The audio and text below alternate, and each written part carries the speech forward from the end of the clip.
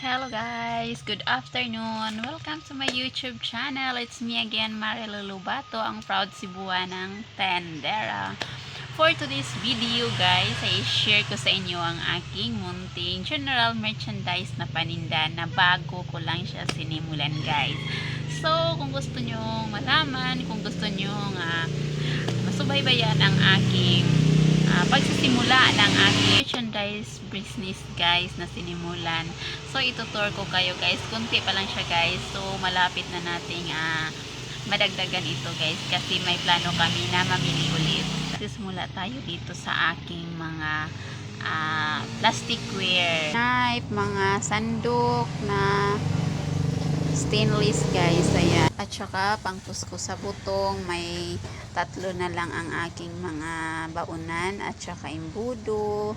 Meron tayong padlock at saka ipit at konti na sabonera guys. At dito naman sa baba is yung ating mga mumurahing feature at saka medyo may kamahalan na feature, itong apat na ito.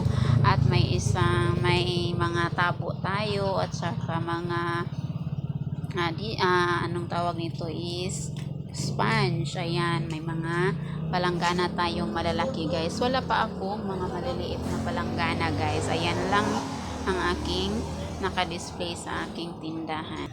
Diyan naman sa itaas guys ang aking mga hanger, mga walis na walis tingting at saka walis na lanot at saka aking salamin. Yan ang aking mga display na chanelas guys. Ayan, mga Spartan at saka best walk.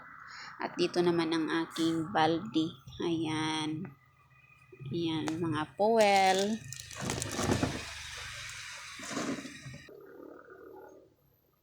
Yan ang aking mga chanelas na paninda guys. Ayan. May payong, mga socks at saka crocs na konti lang ang crocs na ko guys. Ayan, yan lang ang available muna guys. Ayan, sa baba naman is yung mga laruan na pang bata. Ayan, dito naman is yung may mga mga glass tayo guys, mga set na baso. Ayan, may mga bulb at saka may kunting mga pangpaganda guys. Ayan, may Brilliant, Prestige, Kagayako at saka Perfect Skin at meron pang porcelana.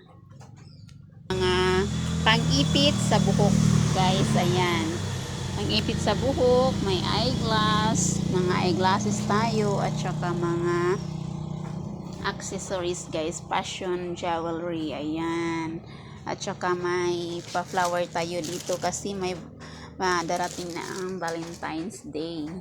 At saka mga pangpagwapa guys, meron tayong mga eyeliner. Ayan, mga hairpin. Ayan,